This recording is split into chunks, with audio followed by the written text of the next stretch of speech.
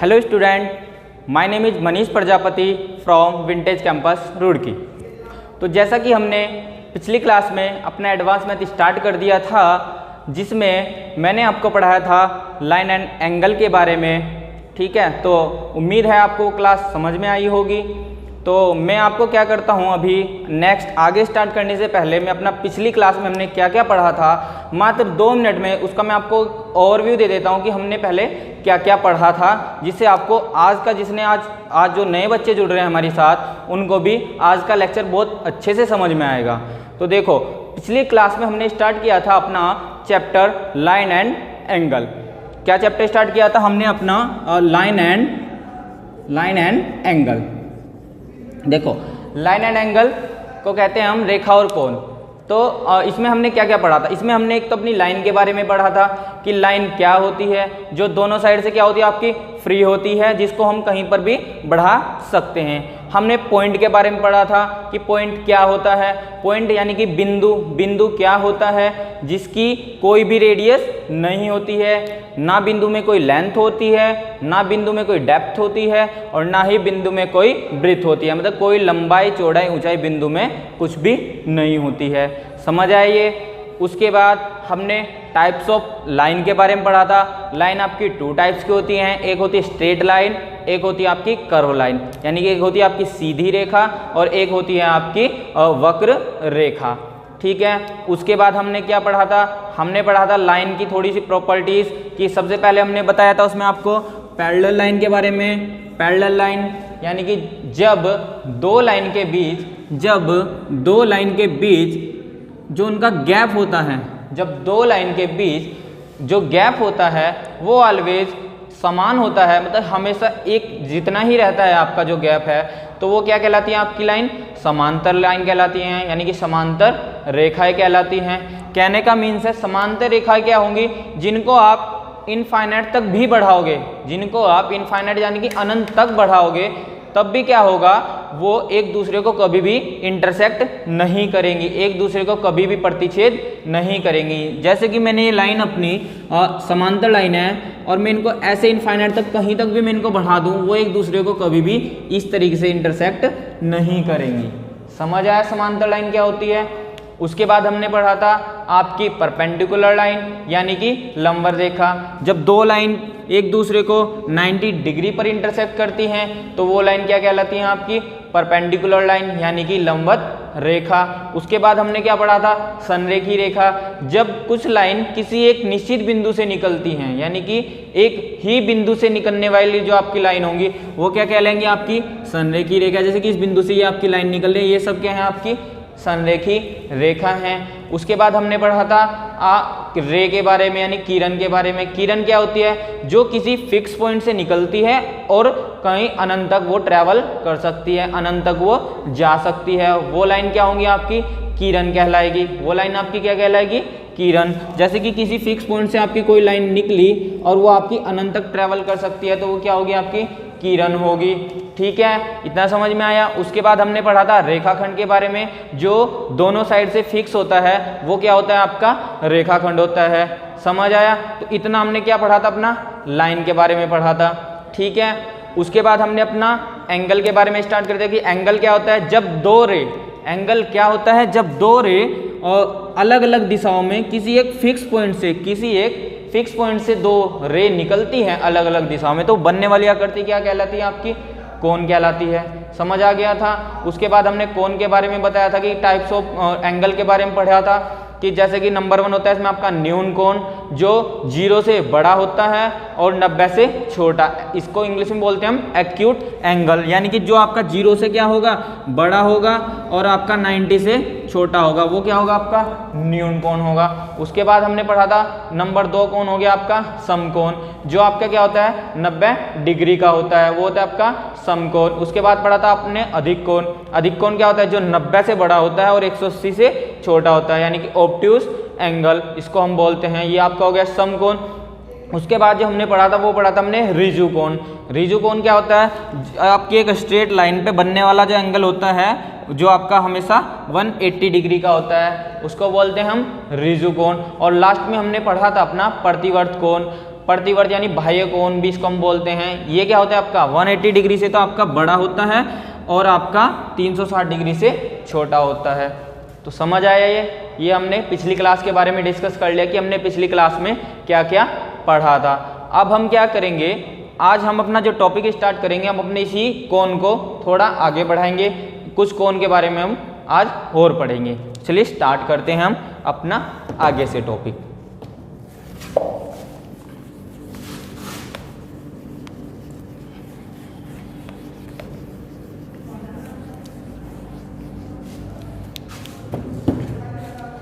देखिए आपका हो गया था प्रतिवर्त कोण तक, तो अब हम अपना जो नेक्स्ट कोण है हमारा हम डाल लेते हैं। जो हमारा नेक्स्ट कोण है वो है आपका पूरक, वो है आपका पूरक कोण।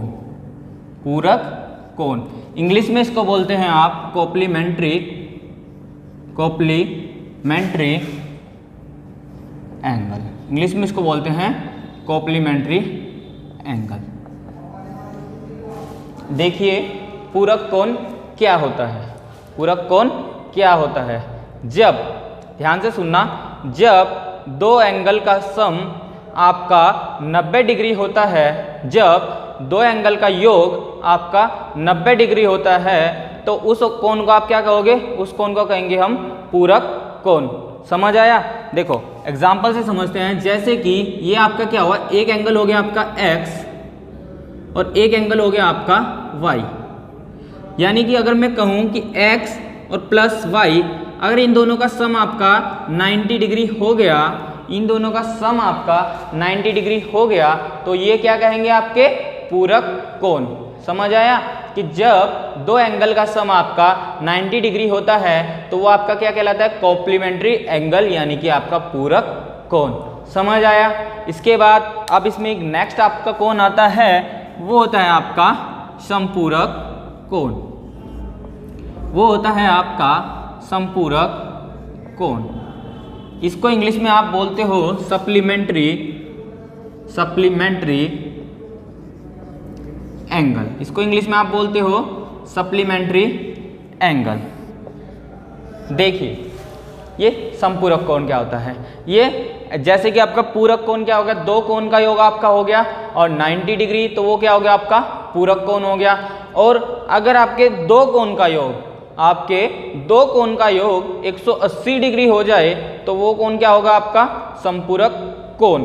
कहने का मीन्स है, जैसे कि ये आपकी एक स्ट्रेट लाइन है, इस पे मैंने आपको दो एंगल बना दिए, एक एंगल x और एक एंगल बना दिया y। अगर इन दोनों एंगल का सम, अगर इन दोनों एंगल का सम आपका क्या हो जाए 180 डिग्री हो जाए, तो ये क्या होगा आपका समपूरक कोण। समझ आया। एक छोटा छोटा सा एग्जाम्पल ले लेते हैं इनके ऊपर। जैसे कि अगर मैं कहूँ आपको कि पूरक कोण, दो पूरक कोण आपके, एक हमने मान लिया आपका 45 डिग्री और दूसरा भी हमने मान लिया आपका 45 डिग्री, दो एंगल हो गए। अगर मैं इन दोनों का सम करूं तो 45 प्लस 45 सम कितना हुआ इनका 90 डिग्री। सम कितना हुआ इनका 90 डिग्री, यानी कि ये दोनों एंगल के हैं आपके पूरक कोण है। और एक एग्जांपल, जैसे कि हमारा एक एंगल है हमारा 110 डिग्री और दूसरा एंगल है हमारा 70 डिग्री। अगर मैं इन दोनों एंगल का सम करूं, यानी कि x प्लस वाई, यानी कि 110 प्लस 70 इक्वल टू कितना हो गया 180 होगा। तो ये एंगल क्या हो गया आपका समपूरक कोण हो गया। समझ आए यहाँ तक आपका कि पूरक कोण क्या होता है और समपूरक कोण क्या होता है। इस पर आपका क्या बनता है, इस पर आपका 1 नंबर का क्वेश्चन बन जाता है। वो मैं अभी आपको इस पे बनने वाले में अभी आपको 2-3 क्वेश्चन कराता हूँ। ठीक है, तो देखते हैं हम। इसको आप नोट डाउन कर लीजिए या फिर इसका आप स्क्रीनशॉट भी ले लीजिए।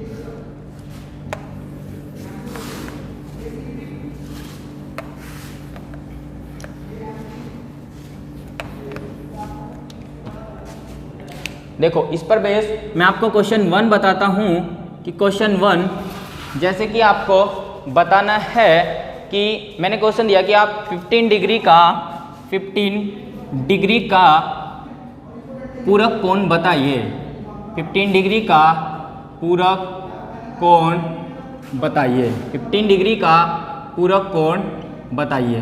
तो कैसे बताओगे आप, कैसे बताओगे, कैसे निकालोगे आप इसका पूरक कोण। देखो बहुत सिंपल है, मैंने अभी आपको बताया कि जब दो एंगल का सम 90 डिग्री होता है तो वो क्या होते हैं, आपके पूरक कोण होते हैं। तो आपको क्या बताना है, 15 डिग्री का पूरक कोण बताना है। तो कैसे निकालोगे, देखिए आपका एक एंगल तो क्या हो गया, 15 डिग्री हो गया, और दूसरा एंगल आप कुछ भी मान सकते हो, आप उसको X Y Z alpha beta gamma कुछ भी मान लो।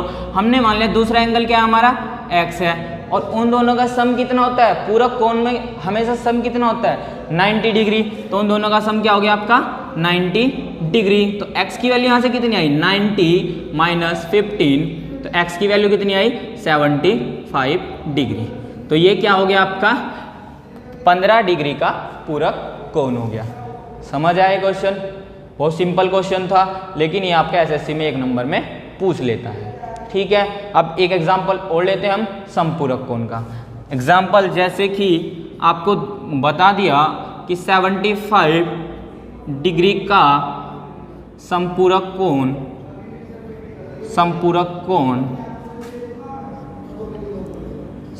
कोण बताइए, find the supplementary angle of 75 degree. तो देखिए ये भी सेम क्वेश्चन है, बहुत सिंपल क्वेश्चन है, बस इसमें आपको क्या है, इसमें आपको समपूरक कोण बताना है। आपको प्रॉपर्टी याद होनी चाहिए। समपूरक कोण की प्रॉपर्टी क्या होती है कि जब दो एंगल का सम कितना होता है, 180 डिग्री होता है, तो वो क्या होता है आपका समपूरक कोण। तो यहीं से निकाल देते हैं आप कि इसमें क्या होगा आपका 75, दूसरा एंगल आप कुछ भी मान सकते हो, हमने माना x, कितना हो गया 180 डिग्री। समझ आया, तो x की वैल्यू कितनी आएगी यहाँ से, 180 डिग्री माइनस के 75, तो x की वैल्यू कितनी आई, 10 में से 5 गया 5, यहाँ बचे कितने 9, 9 में से 7 गया 2, और 108, ये बता आपका, ये यहाँ पे बचा 7, 7 में 7 गया 0, तो ये बता आपका 105 डिग्री। समझ आया आपको, बहुत सिंपल क्वेश्चन है, बहुत ही ज़्यादा सिंपल, इसमें ऐसा बड़ा कोई क्वेश्चन नहीं आएगा।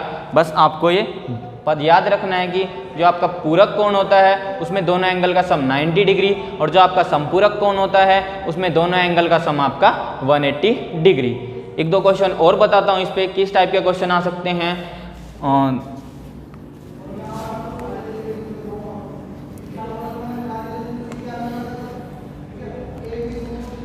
आपको दे दिया है कि 4x, आपको दिया है 4x प्लस 13 व x प्लस 7 का x प्लस 7, ये आपको दो एंगल दे दिए हैं कि एक एंगल दिया है आपको 4x प्लस 13 डिग्री, एक आपको दिया है एंगल x प्लस 7 डिग्री। उसने बोल दिया है दोनों क्या हैं, दोनों पूरक कोण हैं। क्वेश्चन में दिया दोनों क्या हैं आपके पूरक कोण है, दोनों क्या हैं आपके पूरक कोण है। तो उसने आपको क्या बोल दिया, फाइंड, यानी ज्ञात करें value of x, find x। आपको क्या करना है, x को फाइंड करना है, और बता दिया उसने कि आपके दोनों एंगल क्या हैं, आपके पूरक कोण है, यानी कि कॉम्प्लीमेंट्री एंगल है। तो कैसे फाइंड करेंगे, वही हम तो एक ही चीज़ जानते हैं कि पूरक कोण क्या होता है, जिन दोनों एंगल का सम 90 डिग्री होता है, तो हम इनको क्या करते हैं 90 डिग्री के इक्वल रख देते हैं। देखिए हमने किया 4x प्लस 13, ठीक है, और प्लस में मैंने किया x प्लस 7, और दोनों का सम कितना होगा 90 डिग्री होगा। ठीक है, इसको हम जोड़ लेते हैं, 4x प्लस x हो गया हमारा 5x प्लस 13 और 7 हो गया हमारा 20, इसकल टू कितना हो गया आपका 90 डिग्री। तो 5x की वैल्यू कितनी है यहाँ से 90 माइनस 20, और 5x की वैल्यू कितनी आई यहाँ पे, ये हो गया आपकी 70। तो x की वैल्यू कितनी आई 70 अपॉन में 5, ये हो गया 5 से काटा 5 1 जा 5 5 4 जा 20, तो x की जो वैल्यू है आपकी आई आपकी 14, यानी x की वैल्यू कितनी है आपकी 14। तो समझ आए क्वेश्चन, ये बहुत सिंपल क्वेश्चन है, और ये आपसे क्वेश्चन में डायरेक्टली ऐसे ही पूछे जाते हैं। तो यहाँ तक कोई डाउट है आज तक आपको कि कोण में पूरक कोण और समपूरक कोण के क्वेश्चन आप कर लोगे। ठीक है, आप इसको हम थोड़ा सा आगे बढ़ते हैं। अब हम क्या करेंगे, अब हम पढ़ेंगे अपनी कोण की प्रॉपर्टीज़ के बारे में, कोण की प्रॉपर्टीज़ के बारे में। देखिए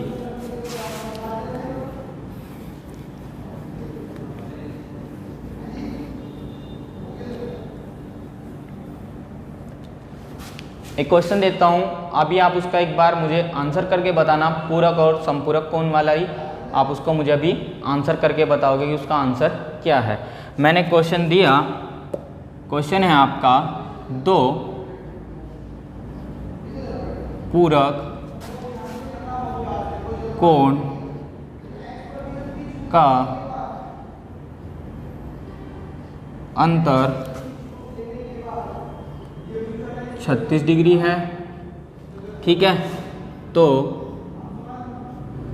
दोनों कोण बताइए, तो दोनों कोण बताइए। क्वेश्चन है आपका 2 पूरक कोण का अंतर आपका 36 डिग्री है, और तो आपको क्या बताना है, दोनों कोण बताने हैं, दोनों एंगल बताने हैं। बताइए आप इसका आंसर क्या आएगा, जल्दी से कमेंट कीजिए।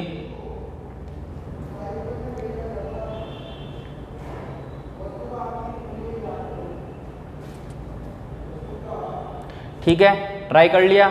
मैं बताऊं कैसे होगा, देखो बहुत सिंपल है। आपको पता है, आपको क्वेश्चन में क्या दिया है, 2 पूरक कोण का अंतर कितना है 36 डिग्री, यानी कि हमने एक पूरक कोण माना अपना x और दूसरा क्या हो गया आपका y। इन दोनों का आपको डिफरेंस दिया है, कितना दिया है आपको 36 डिग्री, ठीक है। और आपको क्या निकालना है, x और y की वैल्यू निकालनी है। देखो आप पहले से ही जानते हो कि 2 पूरक कोणों का सम कितना होता है, 2 पूरक कोणों का सम कितना होता है आपका 90 डिग्री, यानी कि आपको क्या दिया है, x प्लस वाई की वैल्यू कितनी होती है 90 डिग्री, ये तो आप जानते हो। तो क्या दिक्कत थी इसमें, y से y कैंसिल, 2x की वैल्यू कितनी आई, और 9 6 9 और 3 12, 126 आ गई। तो x की वैल्यू कितनी आई 126/2, 2 छक 12, 2 तिया 6, तो x की वैल्यू कितनी आई 63 डिग्री। तो y की वैल्यू कितनी आ जाएगी, y की वैल्यू कितनी आएगी 90 माइनस 63, तो कितना हो जाएगा, ये होगा आपका 7, ये हो गया 2, तो ये y की वैल्यू कितनी है आपकी 27 डिग्री। सही है, आया समझ में, बहुत सिंपल क्वेश्चन था। इससे आगे आपको क्वेश्चन नहीं पूछता है, पूरक और संपूरक कोण में इससे ज़्यादा आपको क्वेश्चन नहीं पूछता है। इसी तरीके के क्वेश्चन पूछता है, बाकी जो और आपके क्वेश्चन बनेंगे वो हम अपनी क्वेश्चन की सीरीज में ले लेंगे, ठीक है। अब पढ़ते हैं हम अपने कोण की प्रॉपर्टीज़ के बारे में। समझ आया ये क्वेश्चन, बहुत अच्छा क्वेश्चन था।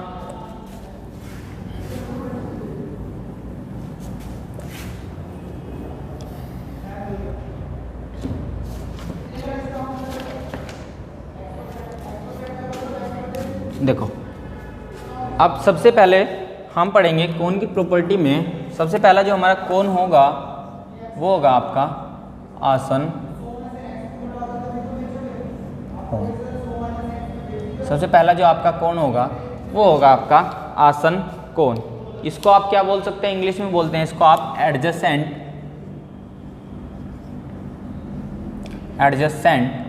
एंगल। इसको क्या बोलते हैं आप, एडजेसेंट एंगल।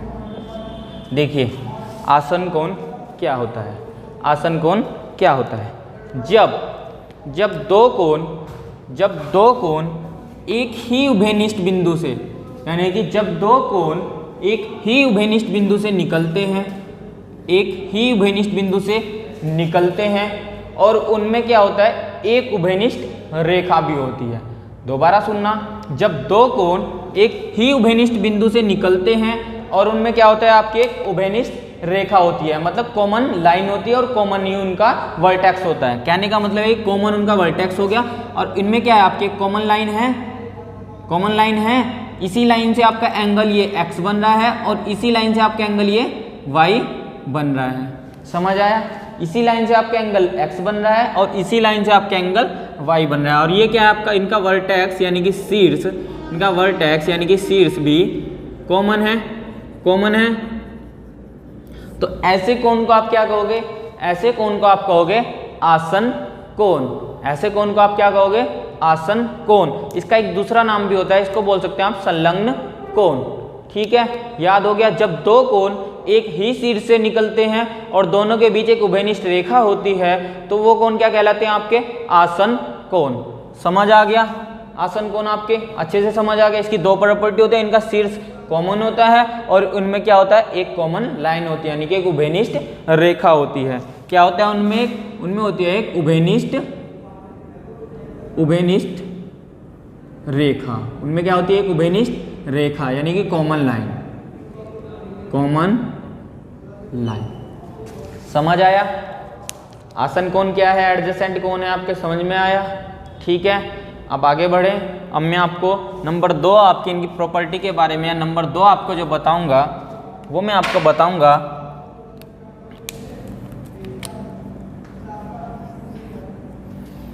नंबर 2 जो है हमारा वो है कोणों का रेखिक, कोणों का रेखिक युग्म। इंग्लिश में इसको हम क्या कहेंगे, इंग्लिश में इसको हम कहेंगे लीनियर पेयर ऑफ एंगल। इसको इंग्लिश में हम कहेंगे लीनियर पेयर ऑफ एंगल, यानी कि कोणों का रेखिक युग्म क्या होता है। देखो बहुत सिंपल है, बस नाम से ही बच्चे डर जाते कि पता नहीं क्या आ गया। देखो बहुत सिंपल है, जब आपका कोण किसी भी एक सीधी रेखा पर बनता है, किसी भी सीधी रेखा पर बनने वाले सभी कोणों का योग 180 डिग्री होता है, तो वही हम क्या कहते हैं, उसको कोणों का रेखिक युग्म। कहने का मीन्स अगर मैं सीधी रेखा पर आपके 2 से 3 एंगल बना दूं, एंगल फर्स्ट हो गया ये आपका एंगल सेकंड हो गया और ये आपका एंगल थर्ड हो गया, तो इन सब का सम क्या होगा आपका, angle first plus angle second plus angle third, always क्या होगा इनका 180 डिग्री। समझ आया कि एक ही रेखा पर बनने वाले सभी कोणों का योग क्या होगा आपका 180 डिग्री होगा। समझ आया? बहुत सिंपल सा है, बहुत ही ज़्यादा, ये आपको पता होगा बचपन से ही कि आपको सीधी रेखा पर बनने वाले कोण कितने होते हैं आपके 180 डिग्री। समझ गए? उसके बाद जो हम नेक्स्ट नंबर 3 जो हम अपना पढ़ेंगे, इसमें वो आपका मोस्ट इम्पोर्टेंट कोण होगा। उस कोण का नाम है आपका शीर्षाभिमुख कोण। उस कोण का नाम है आपका शीर्षाभिमुख कोण। देखो मैं उसको थोड़ा ऊपर लिख देता हूँ क्योंकि मोस्ट इम्पोर्टेंट है, आपको बहुत अच्छे से समझ में आना चाहिए। मोस्टली क्वेश्चन में उसका यूज होता है। ठीक है, इसका आप स्क्रीनशॉट ले लीजिए या इसको आप नोट कर लीजिए।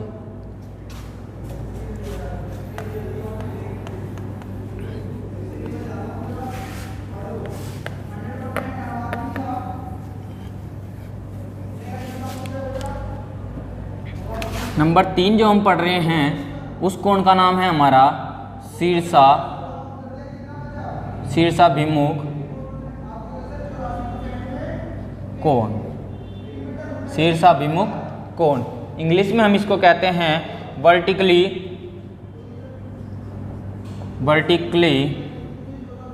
ऑपोजिट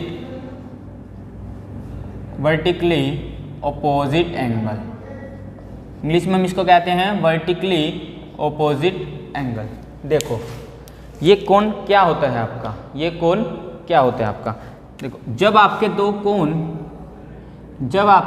कोण एक दूसरे को इस तरीके से इंटरसेक्ट करें, यानी कि आपको देखने से आकृति एक एक्स जैसी आकृति लगे, तो उसमें बनने वाला ये कोण होता है ये हमेशा इस कोण के बराबर होता है। अगर मैं इसको कोण 1, इसको कोण 2, इसको कोण 3, इसको कोण 4 मान लूँ मैं अपना, तो आपका जो एंगल 1 होगा वो ऑलवेज इक्वल होगा एंगल 3 के। जो आपका एंगल 1 होगा वो आपका एंगल 3 के बराबर होगा, और जो आपका एंगल 2 होगा वो हमेशा बराबर होगा एंगल 4 के। जो आपका एंगल 2 होगा वो आपका बराबर होगा आपके एंगल 4 के। देखिए बहुत सिंपल है ये, इसके वैसे तो इसके नाम से ही सपोज है शीर्ष अभिमुख कोण, वर्टिकली ऑपोजिट एंगल, मतलब कि सामने के ऑपोजिट एंगल क्या होंगे, आपस में बराबर होंगे। समझ आया? बहुत इंपॉर्टेंट है ये आपका, ये प्रॉपर्टीज इनके बारे में, एंगल के बारे में आपके क्वेश्चन में बहुत ज़्यादा आएंगे, इस पर बेस आपके क्वेश्चन बहुत ज़्यादा बनेंगे। आप ये प्रॉपर्टीज अगर आपके याद हो गई तो आप जियोमेट्री में लाइन एंड एंगल का कोई भी क्वेश्चन ऐसा नहीं बन पाएगा जो आप ना कर पाओ। तो आप इनको बहुत अच्छे से पढ़ना, अगर कोई डाउट हो तो आप इसको बार बार देख के पढ़ना, इसको नोट डाउन करते जाना और इसका स्क्रीनशॉट भी आप ले लेना। समझ आई ये बात आपकी? ठीक है। उसके बाद अब जो मैं आपको कोण बताऊंगा, मैं सिर्फ आपको 4 कोणों के बारे में बताऊंगा, 4 कोण की प्रॉपर्टी के बारे में बताऊंगा, और जो आपका क्वेश्चन बनता है जो आपका 100% क्वेश्चन बनता है वो उन्हीं में से एक प्रॉपर्टीज पे या वही सब प्रॉपर्टीज से मिक्स बन के आपका एक क्वेश्चन तैयार होता है। अगर आपके वो प्रॉपर्टी याद हैं तो आप लाइन एंड एंगल का क्वेश्चन हमेशा करोगे। तो वो कौन है आपका, देखो उस कौन के लिए मैं हेडिंग डाल देता हूँ, आपने नोट कर लिया, मैं इसको थोड़ा सा रब कर देता हूँ।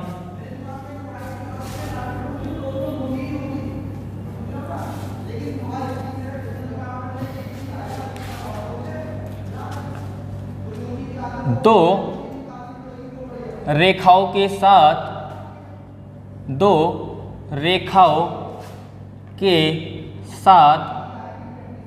तिर्यक रेखा द्वारा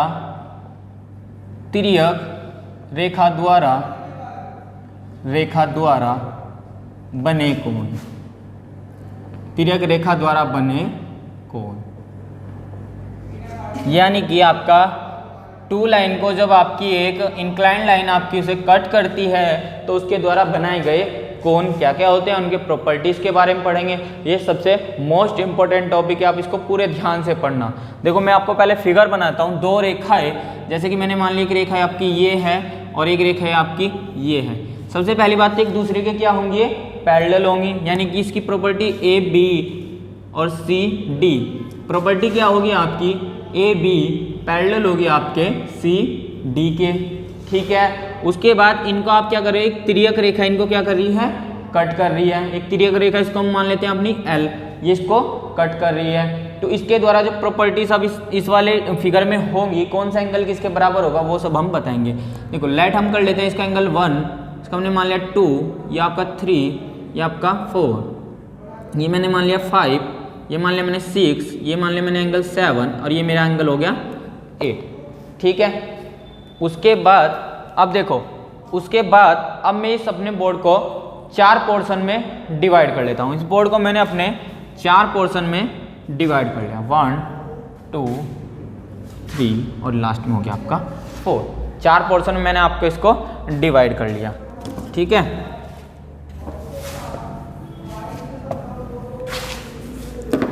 देखो नंबर 1 जो इसमें हम पढ़ेंगे, वो पढ़ेंगे हम आपके संगत। यहाँ पे आपको साफ नहीं नजर आ रहा होगा, मैं थोड़ा सा इधर और लिख देता हूँ। नंबर 1 जो इसमें हम पढ़ेंगे आपका, वो पढ़ेंगे हम आपके संगत कोण के बारे में, संगत कोण के बारे में, ठीक है। तो इसके बारे में हम पढ़ेंगे संगत कोण, कौन से आपके संगत कोण होते हैं। देखो जो ये आपका एंगल 1 है, ये आपका हमेशा एंगल 5 के क्या है, संगत है, यानी इसकी जैसी संगति इसकी इस लाइन के साथ है। संगत कोण नाम से ही सपोज है संगति, यानी कि जो एंगल 1 की संगति इस एंगल 1 की संगति क्या है, ये एंगल इस लाइन के साथ ऐसे है, तो वही इसके इस वाले एंगल में आप ढूंढो अगर, तो वही एंगल कौन सा, एंगल 5 है। जो एंगल 1 है वही एंगल 5 है, याद है, दिख रहा है। तो जो एंगल 1 है वही एंगल 5 है, यानी कि संगत कोण कौन से होंगे, एंगल 1 हमेशा एंगल 5 के बराबर होगा, यानी कि संगत कोण हमेशा क्या होते हैं, आपके बराबर होते हैं। कहने का मीन्स है कि एंगल 1 किसके बराबर होगा, आपका एंगल 5 के बराबर होगा, ठीक है। ऐसे ही एंगल 2 की प्रॉपर्टी एंगल 6 जैसा है, देखने से लग रहा है, तो एंगल जो 2 होगा वो आपका एंगल 6 के बराबर होगा। एंगल 3 एंगल 7 के बराबर होगा, एंगल 3 एंगल 7 के बराबर होगा, एंगल 4 एंगल 8 के बराबर होगा, एंगल 4 एंगल 8 के बराबर होगा। समझ आई ये बात, बहुत सिंपल है। मतलब जो देखने से, जिनकी स्थिति देखने से नीचे वाले एंगल के जैसे ही लग रही है, वो कोण आपस में क्या होंगे, बराबर होंगे। समझ आए ये टॉपिक। उसके बाद नंबर 2 जो हमारा इसमें हम पढ़ेंगे, वो वैसे तो हमने अभी डिस्कस किया है, लेकिन मैं इस वाले में ही बता देता हूँ आपको, वो होंगे आपके शीर्षाभिमुख कोण। वही आपका वर्टिकली ऑपोजिट एंगल जो हमने अभी पढ़ा था, वो इसमें हम निकालें अगर। नंबर 2 क्या है आपका, शीर्षाभिमुख कोण। नंबर 2 क्या है आपका, शीर्षाभिमुख कोण। इंग्लिश में इसको क्या कहते हैं, वर्टिकली ऑपोजिट एंगल। देखो इसमें आप अगर ध्यान से देखो तो इसमें एक्स कहाँ पे बन रहा है, ये और ये एक्स बना रहे हैं, ये ऐसे ऐसे एक्स ही तो बना रहे हैं, यानी कि एंगल 4 एंगल 2 के बराबर है, एंगल 3 एंगल 1 के बराबर है ये। तो ये क्या है आपका एंगल 4 जो आपका होगा वह आपके एंगल 2 के बराबर होगा, और जो आपका एंगल 1 होगा वह एंगल 3 के बराबर होगा। ऐसे यहाँ पे देखें तो एंगल 5 एंगल 7 के बराबर होगा, एंगल 5 एंगल 7 के बराबर होगा, और एंगल 6 जो आपका होगा वह एंगल 8 के बराबर होगा। एंगल 6 जो होगा वह आपका एंगल 8 के बराबर होगा। समझ आया आपको? एक संगत कोण, एक आपका होता है शीर्षाभिमुख कोण, ठीक है। तो उसके बाद अब हम अपना नंबर 3 जो कोण पढ़ेंगे, नंबर 3 जो आपका कोण होगा वो होगा आपका एकांतर अंत्य कोण, एकांतर अंत्य कोण। अगर इंग्लिश में इसको हम कहें तो alternate internal angle, alternate internal angle, alternate internal angle, ये सबसे इम्पोर्टेंट होता है इसमें, ये इसमें आपका सबसे इम्पोर्टेंट होता है।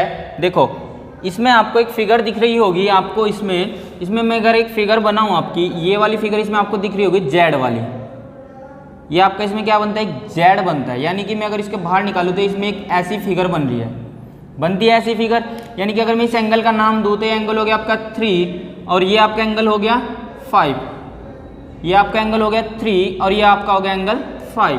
तो कहने का मीन्स है जो आपका एकांतर अंत्य कोण होता है वो आपस में क्या होते हैं बराबर होते हैं। यानी कि मैं कहूँ एंगल 3 बराबर किसके होगा एंगल 5 के, एंगल 3 बराबर किसके होगा एंगल 5 के, क्योंकि वो क्या आपके एकांतर अंत्य कोण है। जो ये कोण इस कोण के बराबर होगा, तो ऐसे ही एक उल्टा जेड भी तो बन रहा है, ये ऐसे करके ऐसे, यानी कि एंगल 2 किसके बराबर होगा एंगल 8 के बराबर। कहने का मीन्स है एंगल 2 किसके बराबर होगा एंगल 8 के बराबर होगा। समझ आई ये बात आपको? समझ आई एकांतर अंत्य कोण कि एंगल 3 एंगल 5 के बराबर है, एंगल 2 आपका एंगल 8 के बराबर है। समझ आया? अब इसमें एक लास्ट टॉपिक हमारा जो बचता है कोण में वो हमारा होता है एकांतर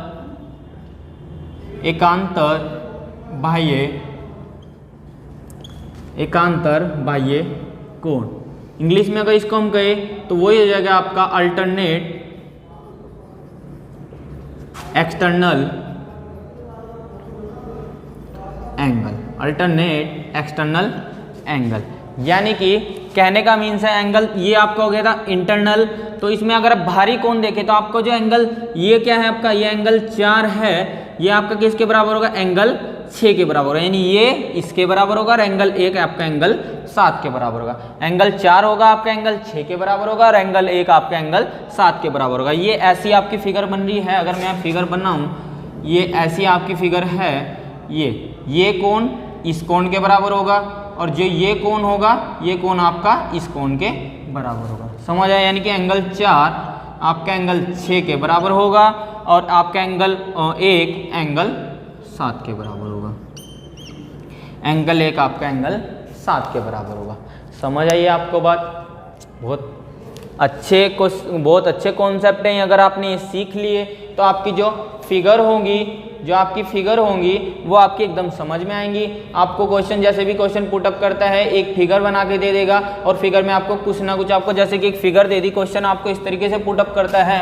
जैसे आपको एक फिगर ये दे दी है और ये दे दी है, इसमें ये एंगल दे दिया है, ये एंगल दे दिया, आपको ये एंगल पूछ लेता है, आपको ये एंगल पूछ लेता है। इस तरीके की फिगर में ही ये सब प्रॉपर्टी आपकी क्या होती हैं यूज होती हैं। समझ आया आपकी? ये सब आपको समझ आया? आपको जितने भी आज मैंने आपको एंगल बताए वो आपको समझ आए हैं? तो इसके बाद अब जो हम अपना अगला एक हमारा इसमें एक छोटा सा टॉपिक बच जाता है, मात्र मुश्किल से 10 सेकंड का टॉपिक है, वो भी मैं आपको बता देता हूँ, तब हम अपना कोण ख़त्म कर देते हैं। उसके बाद कल जो हम इसमें करेंगे एंगल पे बेस बहुत अच्छे क्वेश्चन करेंगे। कल हम बहुत अच्छे क्वेश्चन बिल्कुल प्री से लेके मेंस तक के क्वेश्चन कल हम लगाएंगे इसमें। तो अब जैसे कि मेरा लास्ट जो इसमें एक एंगल बच जाता है वो भी मैं आपको वो इससे ही रिलेट करता हूँ टॉपिक है। अब जो हमारा इसमें एक टॉपिक मैं आपको बता रहा था, यही आपकी फिगर है, यही आपका 1 2 3 4, ये आपका 5 6 7 और ये आपका 8। इसमें आपका एक बच जाता है, इसमें आपका कर्मागत अंत्य कोण। एक टॉपिक इसमें आपका और बच जाता है आपका कर्मागत क्रमागत अंत्य कोण। क्रमागत अंत्य कोण यानी कि अल्टरनेट इंटरनल एंगल, ठीक है। इसकी जो आपकी प्रॉपर्टी है उसमें क्या होता है आपका, जो आपके एंगल 2 और एंगल 5 यानी कि इन दोनों एंगल का सम हमेशा याद रखना आप 180 डिग्री होता है। ये आपका इंटरनल एंगल है क्रमागत। पहले हमने क्या पढ़ा था, ये एंगल और इस एंगल के बराबर होता है, ये इसके बराबर। लेकिन अगर हम इस एंगल और इस एंगल का सम करें ऑलवेज 180 होगा, और इन दोनों एंगल का भी सम हमेशा 180 होगा। यानी कि एंगल 2 प्लस एंगल 5 की वैल्यू कितनी होगी, 180 होगी। और आपका एंगल 3 और एंगल 8 ये भी आपका क्या होगा, 180 डिग्री होगा। समझ गए ये वाली बात। तो आज का जो लेक्चर लगा आपका, इसमें मैंने आपको कोण की सारी प्रॉपर्टीज़ के बारे में बताया जो बच्चे कभी याद नहीं करते हैं और जो मोस्ट इम्पोर्टेंट होती है। और कोई भी ज्योमेट्री का क्वेश्चन लाइन, इसका लाइन एंड एंगल वाला बनता है, वो आप उसमें अगर आपने प्रॉपर्टी पढ़ी है तभी आप उनको कर पाओगे, अन्यथा आप ढूंढते ही रह जाओगे किस एंगल की वैल्यू क्या थी।